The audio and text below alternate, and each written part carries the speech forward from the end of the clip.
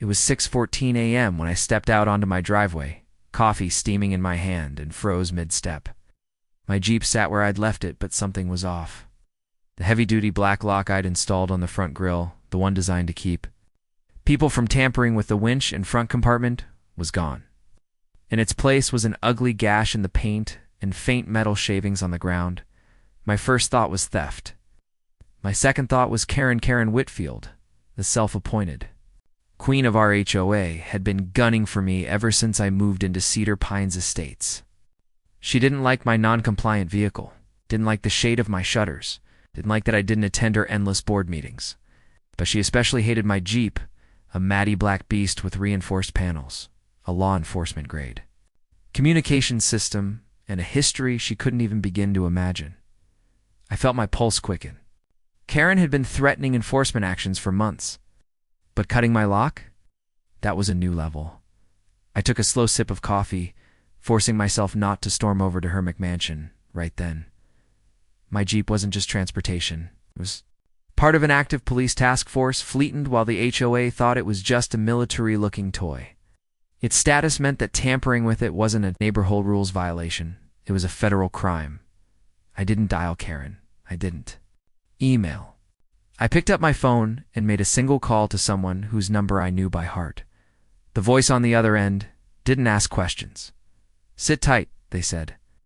"We'll handle it." And in that moment, I realized Karen had no idea the storm she'd just unleashed. Asterisk, I didn't have to wait long. At precisely 7:03 a.m., the sound of low, throaty engines broke the still morning air. Two unmarked black SUVs glided into Cedar Pines Estates, their windows tinted darker than the HOA would ever allow. They didn't slow for the speed bumps. They didn't wave at the joggers or dog walkers. They came straight to my driveway. Doors opened in perfect unison. Out stepped three men in plain clothes, no flashy uniforms. But their posture and clipped movements screamed law enforcement. One of them, tall with steel-gray hair, gave me a sharp nod. "Morning, Jake," he said. "Heard you've got a situation." I replied, gesturing toward the Jeep. Someone decided to play locksmith. They crouched, inspecting the damage with the precision of surgeons. The leader's expression hardened when he saw the faint scratch marks and the missing lock. "This isn't just tampering," he muttered. "They used a rotary cutting tool. That's deliberate." I didn't need to tell them who the prime suspect was. But then, fate saved me the trouble. From across the cul-de-sac, a voice rang out, nasal, sharp, dripping with self-importance. "Excuse me, what's going on here?" Karen Whitfield emerged from her driveway like she was stepping onto a courtroom stage. Her perfectly styled bob caught the morning light. She clutched her HOA clipboard like it was a badge of honor. Behind her, two of her loyalist neighbors who lived for gossip trailed like obedient shadows. "Jake," she said, striding up, "you were given multiple notices about that vehicle being a violation of community guidelines. I finally had to arrange for its security equipment to be removed, so it could be—" "You did what?" One of the agents cut in, his voice a quiet thunder. Karen faltered, clearly unused to being interrupted. "I, as the HOA president, I have authority." The agent stepped forward, flipping open a leather case just enough for the gold badge inside to catch the sun. Her face drained of color. "This vehicle," he said slowly, "is part of an active law enforcement task force. Tampering with it is a criminal offense, one that carries real prison time." Karen's mouth opened and closed like she was trying to breathe underwater. For the first time since I'd known her, she had no ready comeback. But she wasn't going down without a fight. I could see the defiance sparking in her eyes, and that's when I knew things were about to get ugly. Asterisk. The air between us felt like it could shatter. Karen's lips pressed into a tight, trembling line. She glanced at her followers, maybe looking for backup, but they suddenly found the cracks in my driveway extremely interesting. The lead agent didn't wait for her excuses. He stepped forward, his shadow falling over her like a dark warning. "I'm going to ask you directly, did you, or did you not, authorize the removal of security equipment from this vehicle?" Karen shifted her weight, trying to summon that trademark HOA confidence. "I acted in the best interest of the community." That Jeep was. That's a yes or no, the agent cut in, his tone like steel snapping. She froze, then gave a tiny, reluctant nod. The other two agents exchanged looks, one of them pulling out a small notepad and scribbling something down. The sound of the pen scratching against paper felt louder than the bird song overhead. I leaned against my porch railing, watching this unfold like the opening scene of a crime drama, except this wasn't TV. This was real, and the stakes were climbing. Fast. Karen tried to pivot. This is an overreaction. It's just a lock. You can't possibly expect, ma'am, the lead agent said, his voice low, but carrying the weight of law, that just a lock was securing government equipment inside that Jeep, equipment tied to an ongoing investigation. Her eyes widened. Government. Federa, he added, letting the word hang in the air like a storm cloud. A ripple went through the small crowd that had started to gather. Doors cracked open on porches. Neighbors in pajamas stepped out, coffee mugs in hand, suddenly very interested in HOA politics. Karen's breathing quickened. She started to speak again, but this time her voice wavered. I didn't know that's not the defense you think it is, the agent replied coldly. Ignorance doesn't erase the crime. Second agent stepped forward now, pointing toward her own property. Do you have the lock or any part of it in your possession? Karen's eyes darted back toward her garage. That one glance was all it took for them to move. Two agents walked past her like she wasn't even there, heading for the door. The neighborhood was dead silent, except for my heartbeat, pounding in my ears, because I knew what they were about to find. Asterisk, the two agents didn't knock. They didn't ask for permission. They moved like men who had authority stitched into their bones.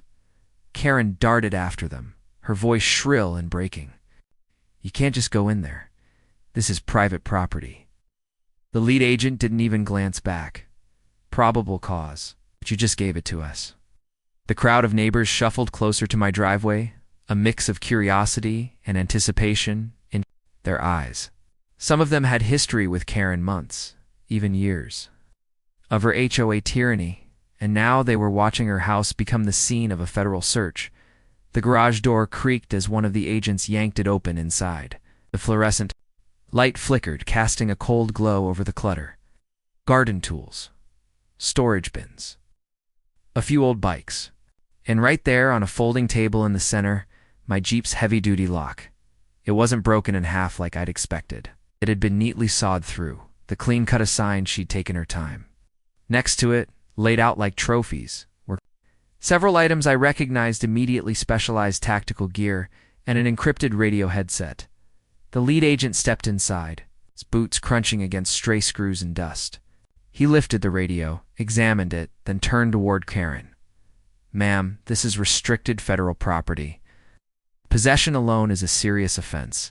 Karen's voice cracked. I didn't know. I swear I thought it was a junk Jeep. He cut in sharply. Part of your HOA's towing list? Her face flushed crimson. It was parked too long without HOA approval. It's a violation. You have no idea what kind of violation you've just committed, the agent snapped, his voice carrying across the cul-de-sac. The second agent began snapping photos, documenting every inch of the scene. Camera clicks echoed in the quiet street like a ticking clock counting down Karen's freedom. I stood still, watching from my porch, my arms crossed. A mix of vindication and disbelief churned in my chest. This wasn't just a petty neighborhood squabble anymore. This was the moment Karen's rules above all mindset had finally run headfirst into the real law. And judging by the way the agents moved, this was only the beginning. Asterisk. Karen's eyes darted between the agents, her voice trembling now. Confident she had earlier, the chest-out, chin-high arrogance was gone, replaced by a frantic edge. Listen, she said, holding up her hands as if she could push the situation back into her control.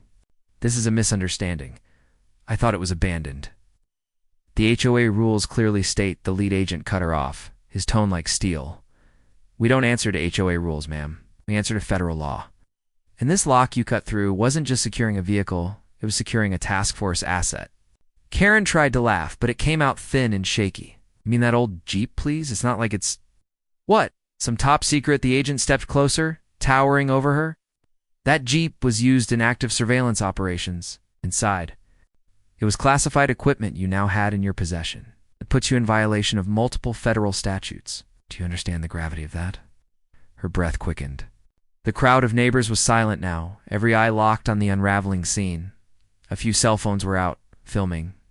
The street felt electric, like everyone could sense this was the moment the scales tipped completely against her. She pointed toward me suddenly, as if I were the life raft she could cling to. He's the one you should be talking to. You parked it there for weeks. That's why I, the agent, didn't even glance my way. The owner of the vehicle is a sworn officer. Working with you? The moment the cuffs locked around Karen's wrists, the air in the neighborhood changed. It wasn't just the sight of her being restrained. It was the sound. The sharp metallic click echoed off the houses like a gavel slamming down in a courtroom. The verdict was clear. Karen, the self-appointed queen of the HOA, had finally been dethroned. One of the agents took her by the arm, guiding her toward the unmarked black SUV parked down the street. Her heels scraped against the asphalt as she twisted her neck toward the gathering crowd. "You people know me," she shouted, desperation creeping into her voice. "I'm protecting this neighborhood. I've done more for you than anyone else." A neighbor's voice cut through the chaos. "More like you've made our lives miserable, Karen." That one comment was enough to spark a ripple. Others joined in. "Remember when she'd find me for planting sunflowers? She'd trespassed into my backyard to measure my fence. Called animal control on my dog twice." Karen's eyes darted back and forth, panic setting in. Her loyalists, the ones who used to back her every decision in HOA meetings, were suddenly silent, refusing to meet her gaze. Some even stepped back, blending into the crowd as if distance might erase years of complicity. The lead agent paused, glancing at me. "You might want to hear this," he said quietly. He nodded toward the Jeep. That vehicle wasn't just part of a task force. It was under deep cover for a multi-state investigation. We had surveillance files and sensitive communications inside. If she had sold or even tampered with what she found, it could have compromised months of work. The revelation rippled through the neighbors like lightning. The idea that Karen had almost derailed a federal operation, all because she thought a lock looked tacky, was too much for some to even process. They loaded her into the SUV, her protests muffled behind closed doors. The vehicle pulled away, taillights glowing red as it disappeared around the corner. For a long moment, the street was silent again. Then, slowly, conversations began, whispers turning into open talk. It was like the spell Karen had cast over the neighborhood had been broken. And me. I leaned against the Jeep, arms crossed, watching the last trace of her influence vanish down the road. The HOA had just lost its queen. And in her place, the neighborhood finally had peace. The black SUV had barely disappeared when one of the agents, a tall man in a dark windbreaker with a badge clipped to his belt, approached me. "Mind if we talk inside?" he asked, his tone measured. "We need to make sure you understand the scope of what just happened." I led him into my living room, still trying to process the scene I'd just witnessed. The other agent, a sharpied woman with a folder under her arm, closed the door behind her. "First things first," the man began. "You should know this wasn't just about a stolen Jeep lock." The woman set the folder on my coffee table, flipping it open. Inside were photos, grainy black and white, images time-stamped and labeled. I recognized my Jeep in several of them, parked in various locations I hadn't been. "Your vehicle," she explained, was part of a covert surveillance program targeting an organized crime ring operating across state lines. We outfitted it with tracking devices, long-range cameras, and encrypted comms. It's been rotating between different safe houses for months. This neighborhood just happened to be the most secure drop point. I frowned. "So all this time, the Jeep was a mobile operations hub," the agent finished, "which means when your HOA president decided to cut the lock and seize it, she wasn't just violating property laws, she was interfering with federal law enforcement. That's a felony, and a serious one." The woman slid another photo across the table. This one made my stomach tighten, showed Karen 2 days earlier. Leaning into the Jeep's passenger side with her phone out, she was photographing equipment. the woman said. As From the timestamps, we believe she sent those images to someone. We're still tracing where. I sat back, the weight of their words sinking in. Karen had always been nosy. This went beyond HOA pettiness. This was recklessness, on a level I couldn't have imagined. The male agent leaned forward, his voice low. We'll handle the legal side. But you should be prepared when the arrests makes the news. There's going to be a spotlight on this neighborhood. And you're going to be the one people come to for the story. I glanced toward the window. Outside, neighbors still lingered in small clusters, murmuring to one another. A few glanced at my house like they already knew I had answers, and, for the first time in months, I realized the power Karen once wielded over all of us now belonged to me. Asterisk. By sunrise, my street was unrecognizable. News vans lined the curbs, their satellite dishes stabbing the sky. Reporters paced the sidewalks in crisp blazers, clutching microphones like weapons. Camera crews jostled for angles, cords snaking across driveways. Someone had even set up a folding table with a thermos and donuts, the kind of absurd detail that only made the chaos feel more surreal. Karen's house was swarmed. Police cruisers still idled out front, their lights casting a slow, rhythmic pulse over the scene. Her driveway sat empty, the Jeep long gone, towed under federal custody, but the echo of her humiliation was everywhere. Neighbors whispered, from behind half-closed blinds, peeking between the slats like they were watching a live-action soap opera. A Channel 7 reporter spotted me stepping onto my porch. There he is. She shouted to her cameraman, the neighbor who saw everything. Suddenly, the world's attention tilted my way. Microphones extended toward me like spears. Did you know the Jeep was a police vehicle? Is it true the HOA cut your lock? Without permission? Do you think Karen was working with someone? The questions came in a torrent, each one sharper than the last. I kept my voice calm. All I know is my property was tampered with, and the authorities took it from there. The rest is up to law enforcement. But that didn't stop them. By mid-morning, the story had gone national.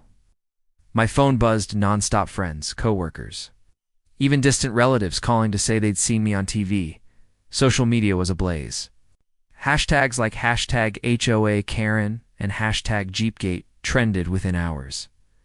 Someone even posted a meme of Karen holding bolt cutters with the caption, "Breaking HOA rules and federal laws." Meanwhile, the HOA board was in full meltdown. An emergency meeting was called, though half the members didn't show, too afraid of the cameras. Those who did attend looked like cornered animals, all defensive smiles and empty statements about misunderstandings. I knew better. The federal agents had been clear. Karen's actions were under investigation for more than just property damage. If those photos she took had gone to the wrong hands, she could be looking at espionage charges. And here was the kicker. Every second the story stayed in the headlines. Every interview I gave, every meme that went viral, the tighter the noose grew around her. This wasn't just neighborhood drama anymore. This was national theater. And the whole country had front row seats. Asterisk, the day it all came to a head. The air felt charged, like the atmosphere before a lightning strike. I was sipping coffee on my porch when the first unmarked SUV rolled into the neighborhood. It was followed by 2 black vans and a pair of cruisers. They parked with military precision, engines humming in sync. Agents in tactical vests stepped out, their boots crunching on the asphalt, their expressions cold and focused. And then I saw her Karen storming down her front steps like a woman possessed. She was in full battle mode, oversized sunglasses, designer purse, and that unmistakable air of, "I'm the victim here. You can't just barge onto my property," she screeched, jabbing her finger into the chest of the lead agent. He didn't even blink. "Ma'am, step aside." When she refused, they produced a federal warrant. The look on her face when she read her own name in bold type. It was like watching a castle crumble brick by brick. The agents moved fast. One team entered her house. Another retrieved files, hard drives, and her phone. Outside, a pair of officers read her rights while slipping on the cuffs. That's when the neighborhood erupted. Phones whipped out. Shutters clicked and whispers turned into open gasps. Mrs. Delaney from across the street muttered, "Well, I'll be damned," while old Mr. Harris chuckled like he'd been waiting for this his whole life. Karen's voice cracked, flipping between outrage and desperation. "This is harassment. I know people. This whole neighborhood will regret this." But the only thing echoing over her protests was the metallic clink of the cuffs locking. One by one, agents loaded boxes of evidence into the van. Inside those boxes, I suspected, were the final nails in her legal coffin proof of her illegal property tampering. And worse, her interference with an active police task force operation. As the vans pulled away, the tension that had gripped our street for weeks broke like a storm clearing. The HOA, now leaderless, sent out a limp, 2-sentence email about temporary restructuring. Translation: we're in damage control. That night, I sat in my Jeep, the same one they'd tried to steal, and watched the sunset blaze across the horizon. Justice hadn't just been served. It had been served with a side of poetic irony, because in the end, the woman who thought she owned the neighborhood never really owned anything at all.